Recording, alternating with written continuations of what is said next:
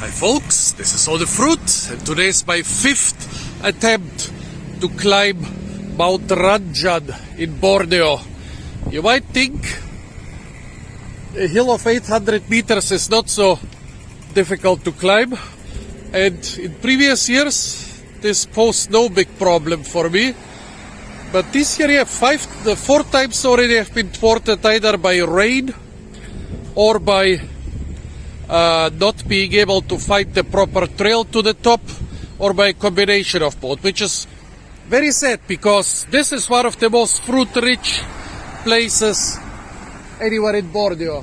Borneo is one of the most fruit-rich places in the world. At the base, there is the Ranchan Recreational Park. No, not this one. This is a different one. With a small but interesting fruit tree collection.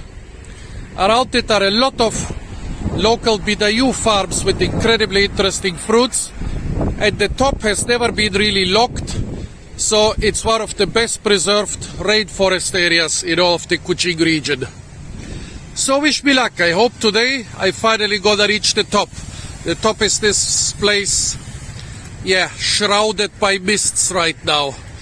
Even in this nice looking day, it seems like clouds are gathering about every hill in the surrounding. Let's see how it turns out at the end. Of course, since I'm passing the great Syrian market on the way, check for fruits. I resist the urge to buy anything because all those things, tampoi, jungle durians, enkala, you can find here or there on the mountain. Got a free coconut on the market, and an exceptionally sweet and tasty one too. Yep, from time to time you get nice treats around here. Also, stocking up on food. Yes, there's gonna be enough food in the jungle. There are enough durians and other very nutritious fruits, but yep, sometimes a man has to do what a man has to do. Taking the green bus from Syrian. This is one of the more traditional buses. You are allowed to bring a lot of luggage. I even once transported my whole durian harvest on it. Those nice people already know me, so they just stopped at the road to the Ranchan Recreational Park with its botanical collection. But this time I'm going a little bit further. Today I'm taking the official trail. Biggest problem with those trails is that there is often somebody who likes to charge you for using them. Hi Kuching! Apakbar! Oh, what fell to the ground here? Yeah, I already sneaked past you, so shut up. This looks interesting. Looks like a soursop. Oh yeah, there is actually a small soursop tree here between the duck cages.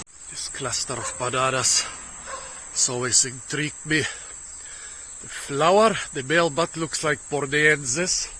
However, the fruits,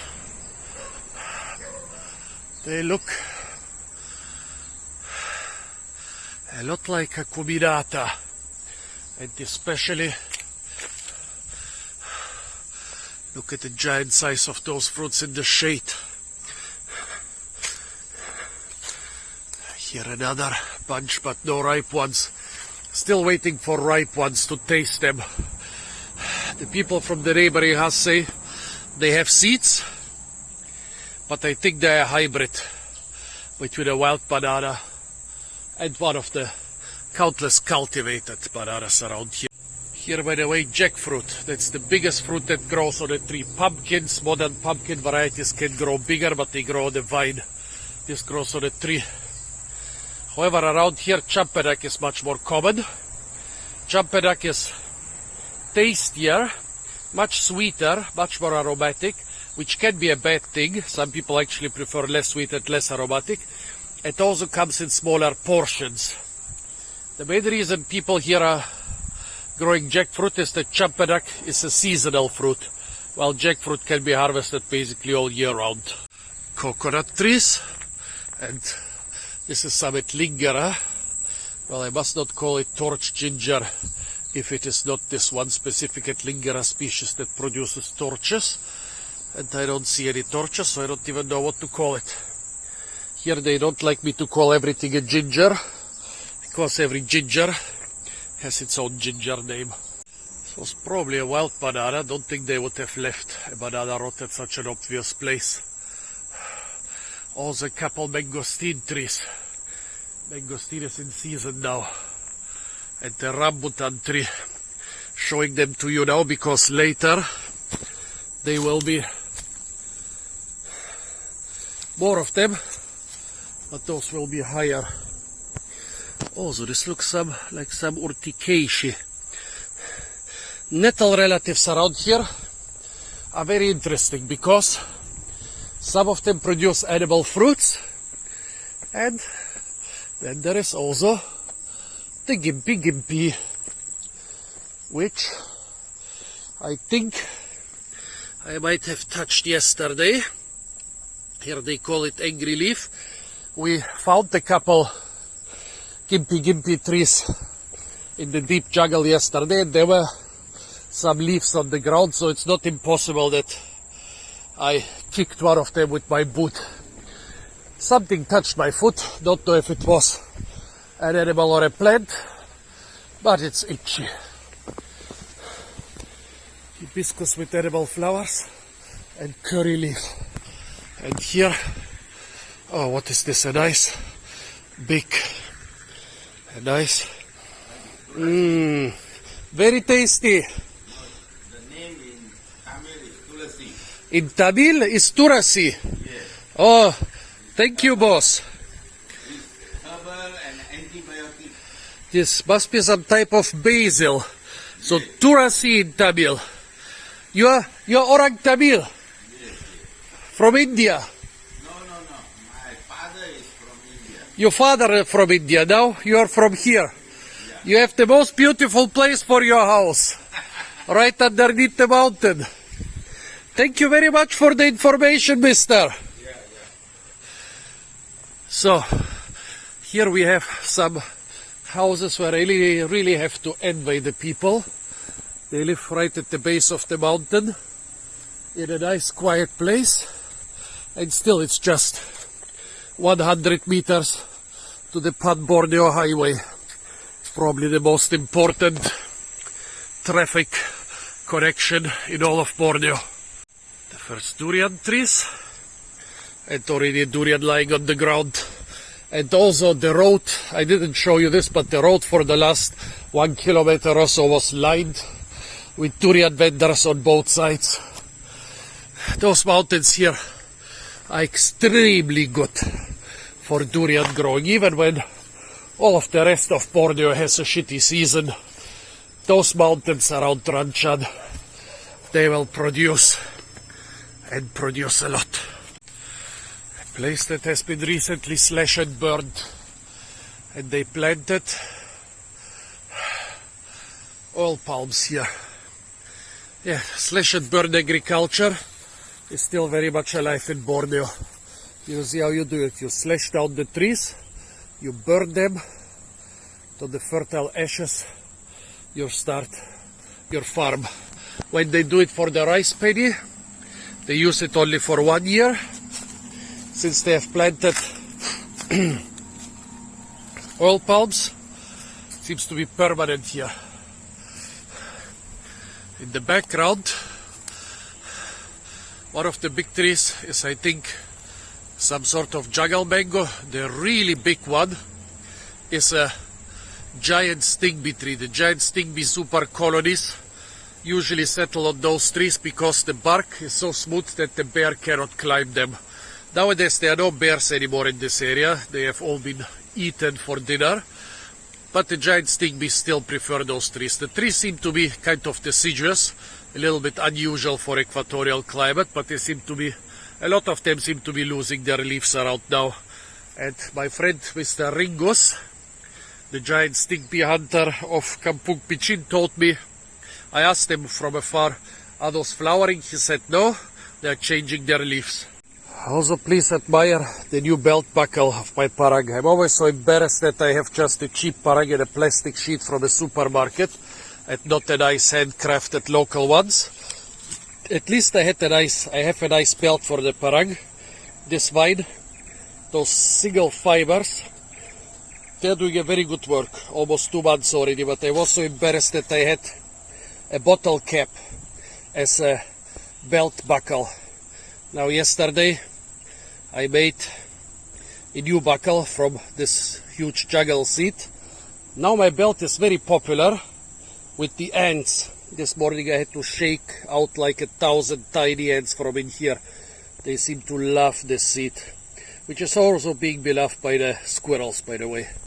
The next 1 or 2 kilometers might look like jungle to you, but those are gardens. Gardens which have been made many decades ago, and now they are mostly being used just for the huge trees who survive for a long time. Like this champedak tree here, hanging full of tasty fruits. The giant bamboo also often survives, but the small pepper and other vegetables and even smaller trees which were planted among those when the big trees were still small, they're usually already gone. Here, mentawak, one of the tastiest Borneo fruits. I gotta say this a lot today. It's also one of the most colorful on the inside. Artocarpus anisophilus.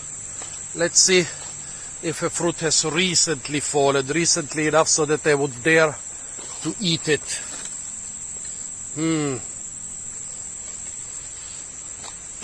No, those have all fallen yesterday or earlier.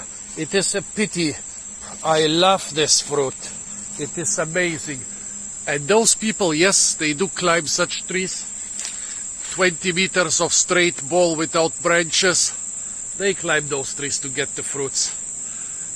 So I happily pay for them at the market. Oh, also here, my personal favorite, the saw blade grass. Cut me up like crazy yesterday, look at that. There is even a cut right where my shoe rubs against my skin. Very unpleasant. As a botanist, I'm supposed to like all plants equally, but there are some which I just hate equally. The ground is covered with tennis balls. Here a couple which rolled down the trail. Let's see where they come from. Look at this. Plenty. Thousands and thousands of tennis balls coming from the tennis ball tree. It's the tree with this big, well, ball.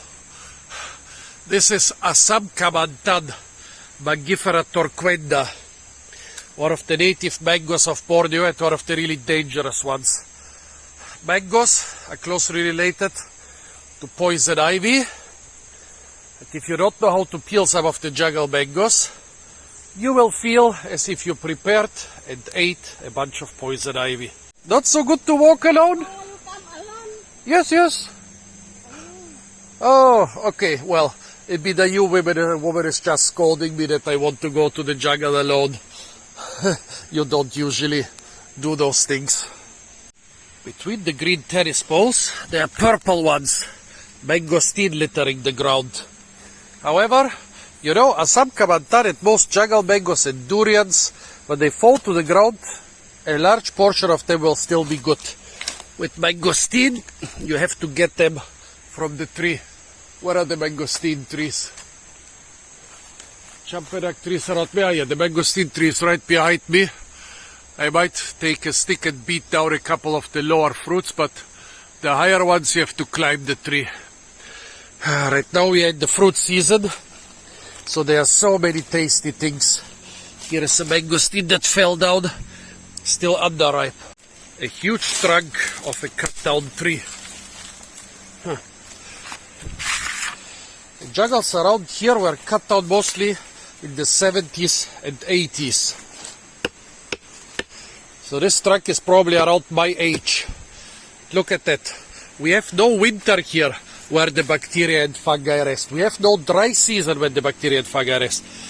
Bacteria, fungi, insects, worms and 1,000 other animals have been chewing on this thing here for half a century. And it is still hard as, well, iron. I guess this is a balian or ironwood stump, which, yeah, might be over, the stump might be over half a century old.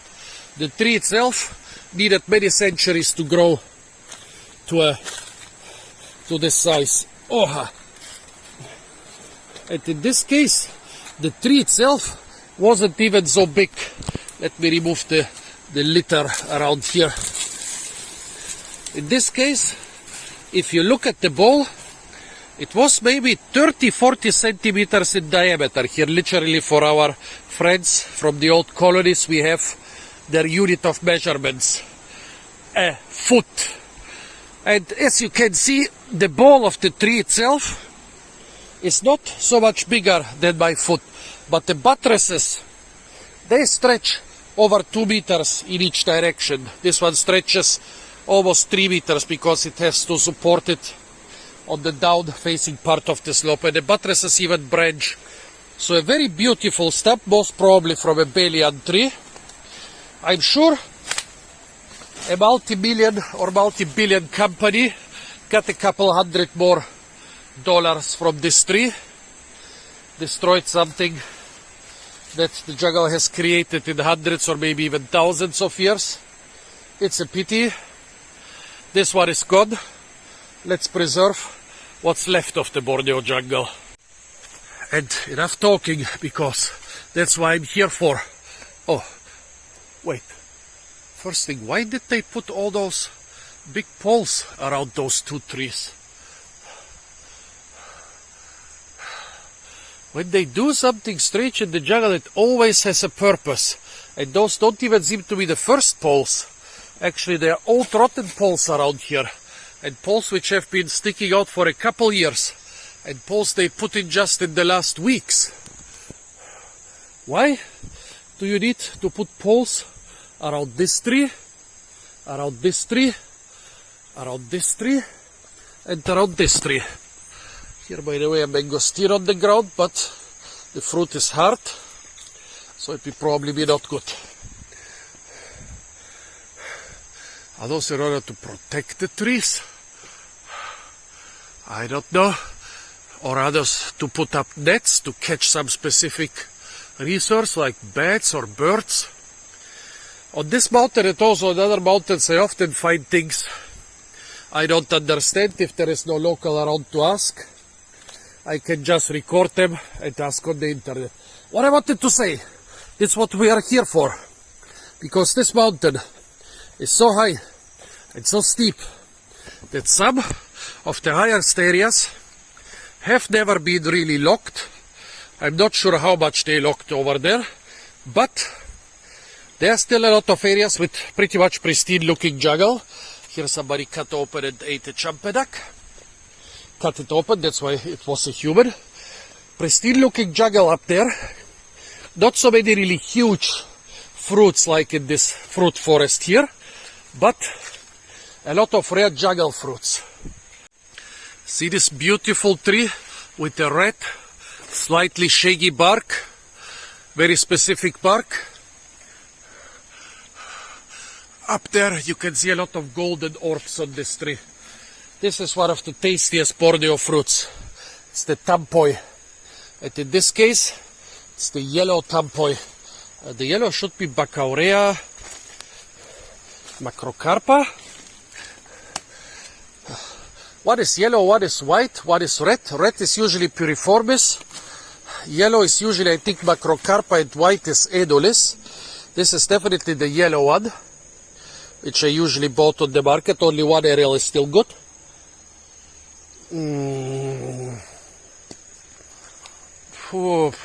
But this one aerial is totally worth it.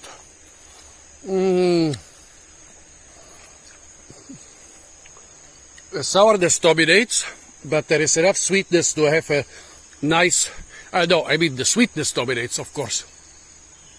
But there is enough sourness to have a nice balance. It's very sweet, also pretty sour. There's a bit of a flavor. Incredible. Oh, there is another tree over there. At that point, people will either climb those or hit the fruits with a stick. It's better to climb them, but as you can see, the first 8 meters, not a single branch.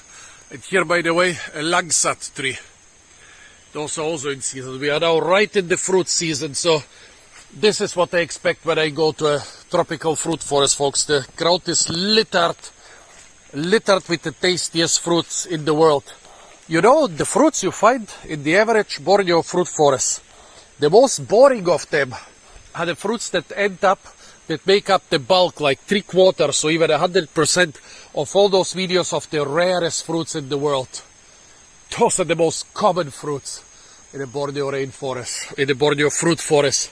But today, we are on the prowl for the really rare ones, and for that, we must go a lot further uphill. The remnants of a fire protected by its own little roof. Probably they put an election poster on top of it. Those are very durable here, so people use them for everything. They might pretend they support the party. They support the party, but they also support the poster. So they took it away after the durian season. There was a fire down here. And I'm sure somewhere around here, they also made a durian hut. Down there, a couple durian trees, and the jungle around them was cleared. Look at this giant tree. I gotta walk there and show you something really amazing. See how I'm being dwarfed by it? The bole is, well, less than 2 meters in diameter. The buttresses are extending sometimes up to 4 meters away from the bole. Well, the mentawak fruit lying down here is not from this tree. I would say the bole is 1 meter 70, 1 meter 80 in diameter. And see this bamboo going up here? This is a bamboo ladder. And look at that. It has been made exclusively with local materials. A couple long bamboo poles, long and firm bamboo poles. Then bamboo splinters, which have been hammered into the bark. This is a ladder, folks. And everything has been bound together with some bark. Not even whole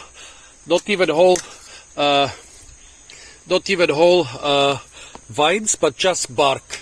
And as you can see, everything is already falling apart, or the stupid white man is destroying it. Well, but it has already served its purpose. Let's go a little bit to the back, because this is a rare thing which you will hardly ever see again. The last Borneo bee hunters are already old men.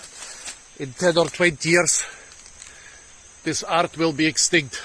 This leather cannot be used anymore anyways. It was made for a one-time use. It had to be very sturdy for a small light man.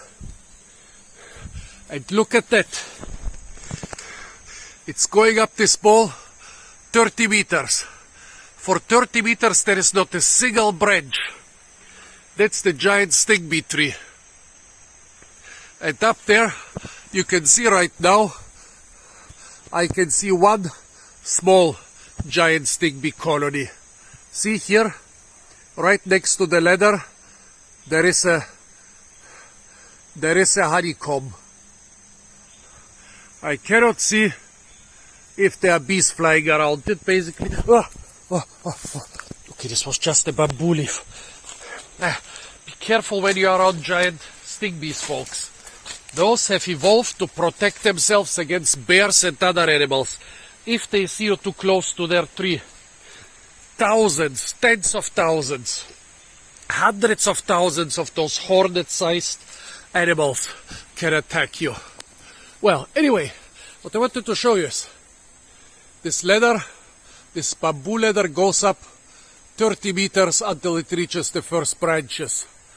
And then somebody climbed up there and cuts the honeycombs into pieces, put them in buckets or tamboks or plastic bags or whatever, and upside them with a rope. This is a crazy, life-threatening job. It's so amazing that somebody did it. Yeah, those sting bees here, they have evolved together with bears, and they have evolved to choose the tree that's most difficult to climb of all. And those people, they even climb those trees. And my friend Ringo's, well, since he's a bee hunter, since he climbs trees with those bamboo ladders, since he also used to climb inside giant limestone caves for swallows' nests with similar ladders, sometimes when he wants a fruit, an unripe durian, which is on a 50-meter high tree, he just makes one of those ladders and goes up because he just wants some unripe durians. Those people, they have such amazing skills and such amazing risk management. It's incredible. So folks, this was this giant sting bee tree. One of the most amazing things I've ever seen in Borneo, and one of the rare Borneo bee hunters has been harvested bees from it in the last weeks or months. Hi folks, this is all the fruit. Today I want to show you one of the most amazing things you can see in Borneo. A giant sting bee tree with a giant 30-meter bamboo ladder made exclusively from jungle materials to harvest the sting bee super colony from a tree whose first branches are over 30 meters above ground. Of course, one of the very important resources of those mountains is water. Here, by the way, an old, not so waterproof durian hut. So there are water catchments everywhere on those mountains. If this was a limestone mountain, they would catch the water very low because the water percolates through the limestone. But this is a sandstone mountain, so those water catchments, they go quite far up to get really nice and clean mountain water. I think I need a stick. Is this herb strong enough to give me a good stick?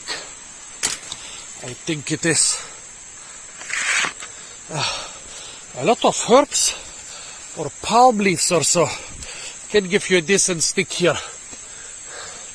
However, I might have to climb really steep things, and for that should probably rather get a stick from one of the young jungle trees here because they're incredibly strong. Look at that. Somebody didn't want to cut this tree, so they just made a step here, fortified it with those two sticks, and now everybody climbs over this fallen tree. No, the stick is also too slippery. Well, sorry, little leaf peduncle or big leaf peduncle, I have to throw you away for a better stick as soon as I find it. A heavy smell.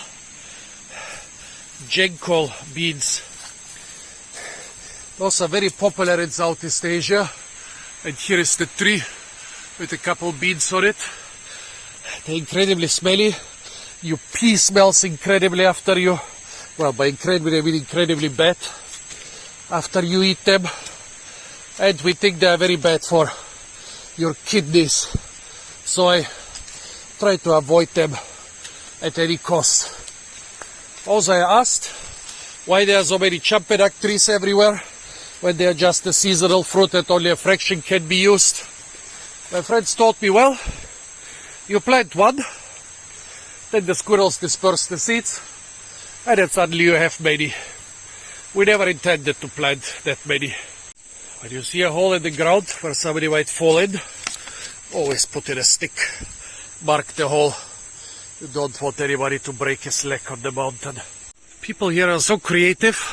This land got cleared for the big power lines.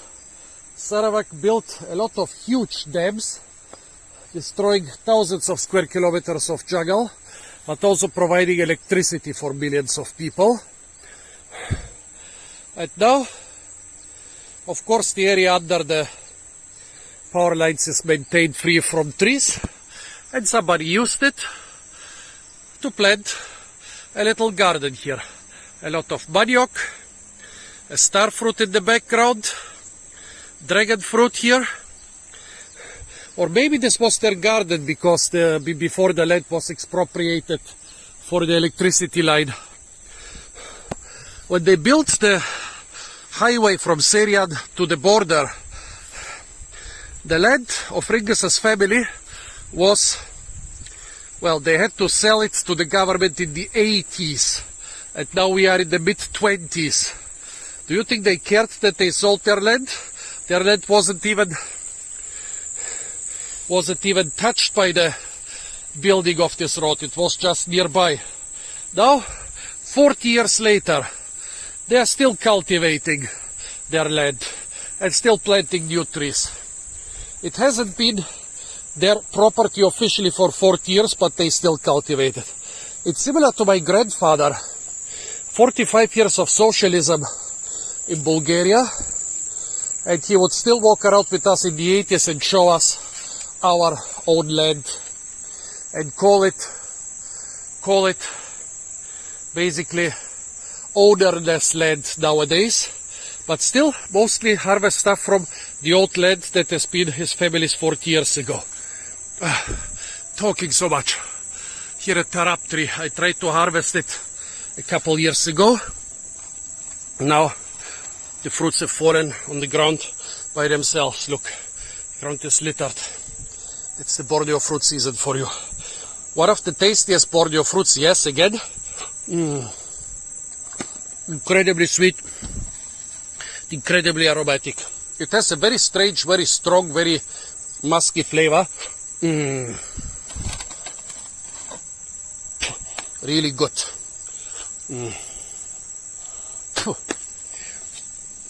This fruit fell today, so parts of it are still usable. This Langsat tree is very well visible, and here, for example, is a tarap fruit. I hope you can see it in the shade. I tried to climb the tree, but that's how you harvest the fruits like a pro, with a big bamboo pole.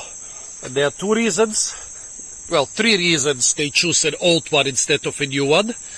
One could be, well, they don't want to destroy too many bamboo poles. This is from the time when most of the land was not abandoned, that every resource was valuable. The second is, a dry bamboo pole is much lighter than a green bamboo pole. And the third one is, a green bamboo pole is incredibly itchy. So by taking a really old one, they avoid the itchy hairs. Here is a very important local herb. This is a pepper. I still haven't found out the Latin name. They say it's the wild beetle pepper, because it's very similar to the beetle pepper they chew with the beetle nut. This one they don't chew with the beetle nut, but if you chew the leaves, you are 100% sure this is a pepper because of the strong peppery smell. After you chew the leaf, you can spit the leaf out in your hand and use it on any wounds. It stops bleeding basically immediately. It's very good for stopping bleeding. You don't want to bleed out in the jungle. You don't want to bleed like crazy. You want your wounds to be closed immediately so that no additional problems can enter through the wound. And this thing is your best friend. Better basically than any medicine you can buy from the pharmacy. I thought this is another freshly fallen tarap, but they are tarap seeds. So something, a human or a monkey, has already finished this one off. Yeah, usually when you find seeds on the ground, it was a human, a monkey, or maybe a bird. Although birds usually don't chew, they swallow the seeds.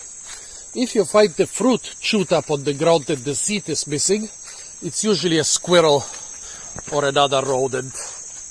Here, tarap and champedak. That's the fruit season for you folks. The ground is littered with fruits. It's such a bounty, such a plenty.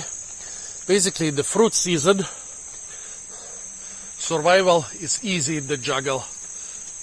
But what do you do outside of the fruit season? I'll tell you in a minute. Here, more water catchments. So outside of the fruit season, you have to rely Well, partially on the couple non-seasonal fruits or fruits which have a different season. You might even have to eat the gross jenkel nuts.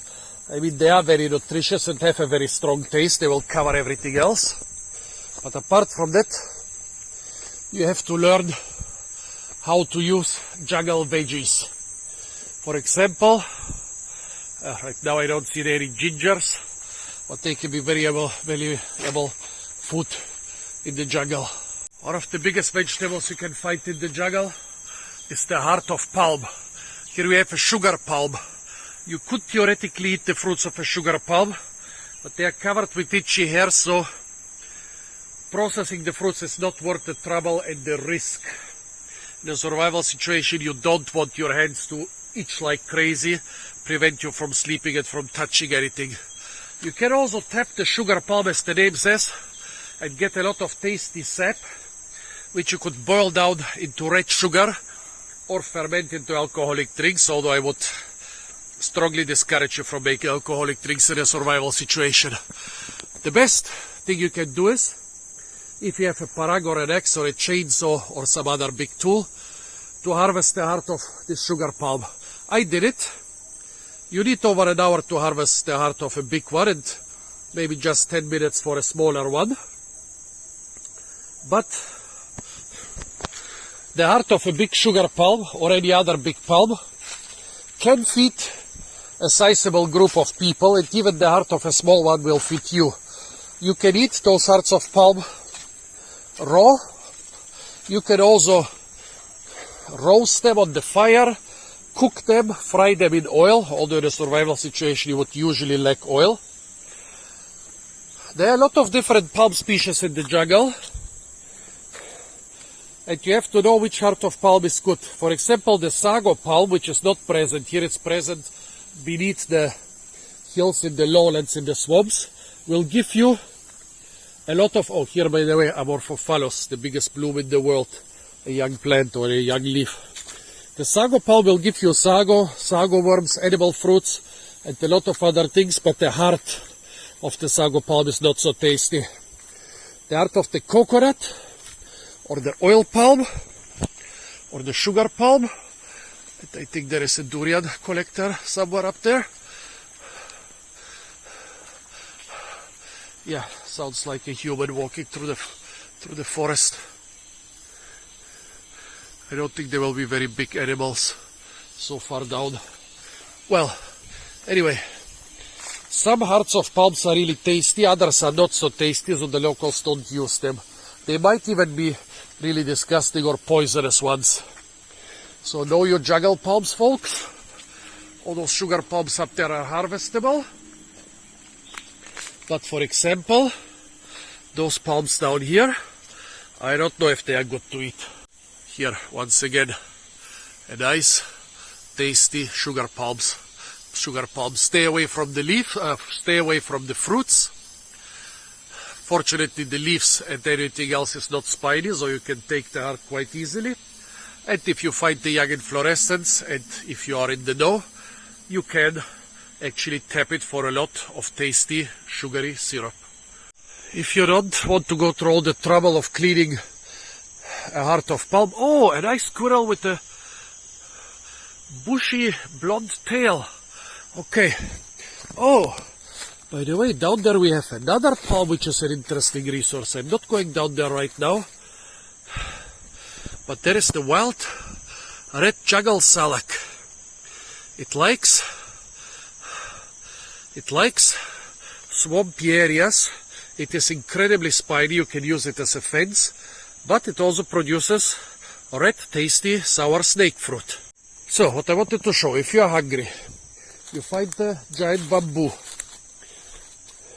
Does not have to be a giant one, can only be a smaller one, can also be a smaller one. A lot of species are edible. Usually the people, they don't even learn so much which bamboo is good or not. They just try each plant and then remember this one is tasty or the other one is not tasty. See this bamboo shoot? It's about 1.5 meters tall. Next to it is one that's 3 meters tall. You can still use both of them. They are still young enough. Although I prefer really young bamboo shoots like about half a meter tall. They're quite easy to clean. However, the bamboo is covered with little black hairs which are incredibly itchy. Remember, in the jungle we don't want to get hurt, and the bamboo will hurt you a lot. So you're not supposed to touch it, you're supposed to clean it with your parang until only the white edible inner part of the butt remains. A lot of little explosions or bangs and stuff falling through the trees. This is a rubber tree plantation. Rubber trees, millions of them were planted in Sarawak, and now the price is too low for the people here to bother to harvest them. However, they are good survival food if you are somewhere in the jungle. Be careful with them, they are in the Euphorbiaceae, in the infamous toxic spurge family. Well, no, I don't want new rubber trees here, they are incredibly invasive. In pre-Columbian times, they were grown a little bit for the rubber, but mostly for the edible seeds. Those look like the toxic castor oil seeds, and I would also not eat the rubber tree seeds without cooking or roasting or boiling them. Oh, by the way, how do you cook stuff in a survival situation? It's again the bamboo. You use the dry bamboo stick to make a friction fire, and then you cut those sections and cook inside of them. That's actually the favorite way of the Borneo people to cook. Of course, mostly they use boring metal pots for cooking, but when they want to cook something really tasty, they cook it inside the bamboo. So in a survival situation, the bamboo will give you fire, a cooking pot. You can build a house from bamboo, and also most cooking utensils and most tools you need you can make from bamboo. Actually, there was never a real stone age in Southeast Asia because there are not so many nice sharp stones available everywhere. People just made everything out of bamboo. That's why we don't have so many artifacts from this time compared to Europe, where people had no bamboo and made everything out of flint. So the bamboo will give you fire, a cooking pot, a house, food, and it will also give you water. I'm not sure if now is the right season, but let's try it. Around here, yes, perfect clean drinking water. Let me try it.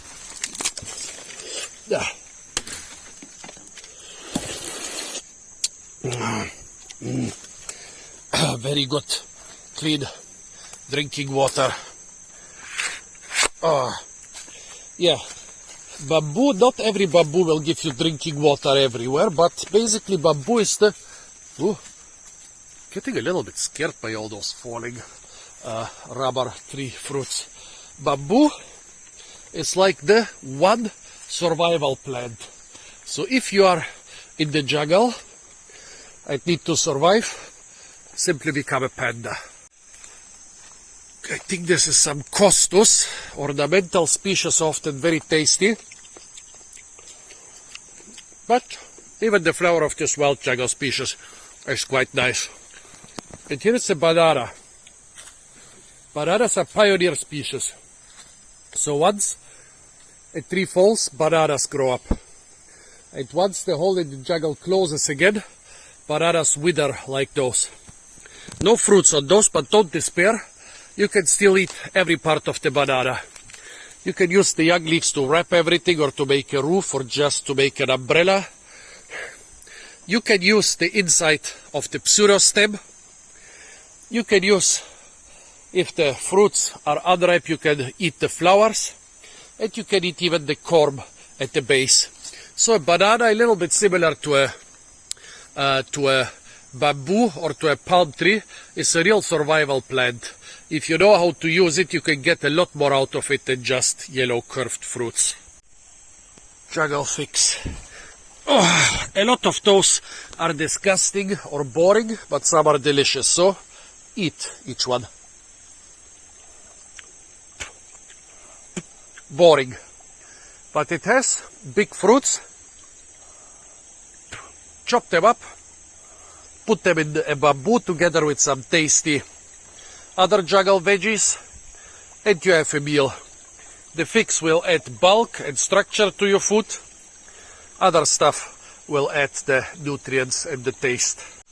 I made a video here the day before yesterday, so I'm not gonna show everything again, but those things are so unique. Remember the movie Avatar? Remember those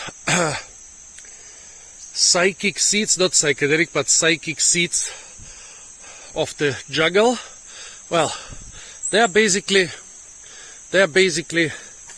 invented after those things here. Beautiful, huge, like dandelion seeds, but 10 times the size, flying in the jungle, especially when a ray of light catches them in the otherwise dark jungle. They look magic. That's why James Cameron used them as like the most symbolic seed in his movie. 2 butterflies flew away, but there is still one sitting here. Oh, on a pile of poo. Rattan, an incredibly valuable jungle resource, and also the spiniest plant in the jungle. There are hundreds of rattan species, and each one has different ways to hurt and maim and kill you. Those jungle ropes are basically indestructible. You can get past the thorns. They have thorns even at seemingly unnecessary places. Look at the peturo of the leaf. It ends here.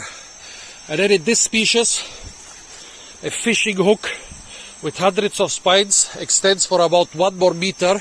In other ones, this can extend for like 5 or 6 meters.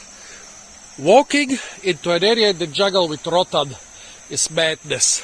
Don't do it, except if you want to harvest the rattan. And if you want to harvest the rattan, bring an experienced rattan harvester with you, because you don't want to pay the price in square inches of skin for meters of rattan rope acquired. A couple pineapples still surviving in the shade, probably planted decades ago. I thought that those don't produce fruits in the shade, but I said no, actually even in those shady jungles they will produce fruits when in season. I didn't even know that pineapples have a season. They will produce fruit when in season, but the fruit will be small. And if they don't produce fruit, you can still eat the inside of the stems, the little buds. It's a lot of work to extract them, but like a heart of palm or a bamboo sprout, they are totally edible. Here is a seed from this pumpkin-like fruit from the jungle vine. The squirrels really like those, and I also like those, because I made my belt buckle from it. A little durian hut. Seems this is also considered like some sort of official shelter along the trail, because normally they don't have house numbers. Here a nice young bamboo sprout. I think I filmed this 2 days ago.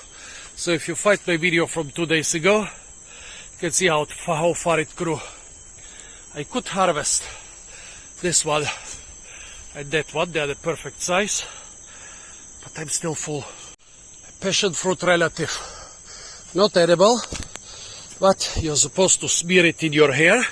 That's what I'm doing right now. Well, in your non-existent hair, and it will make your hair grow. Also this year, a nice parapet. When it's really slippery after rain and those people have to walk down with heavy tub box full of durian. This slope made of mud is deadly without the proper support. Always stay hydrated, folks.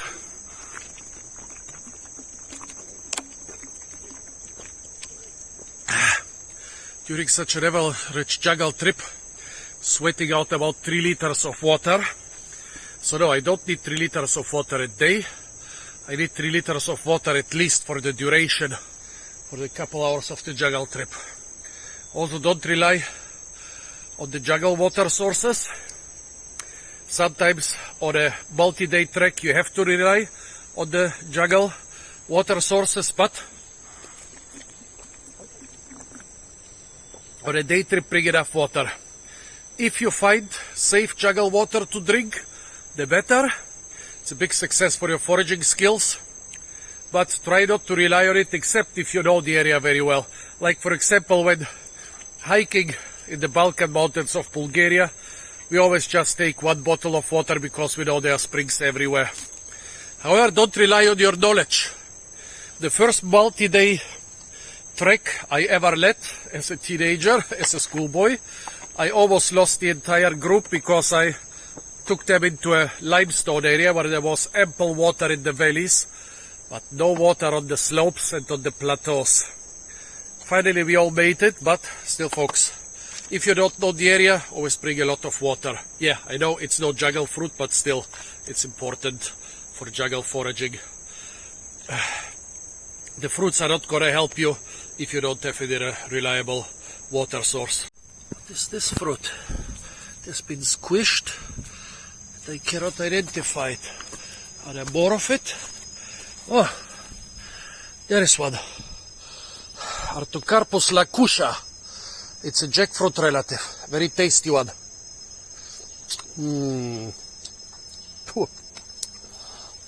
Very sour. Still not.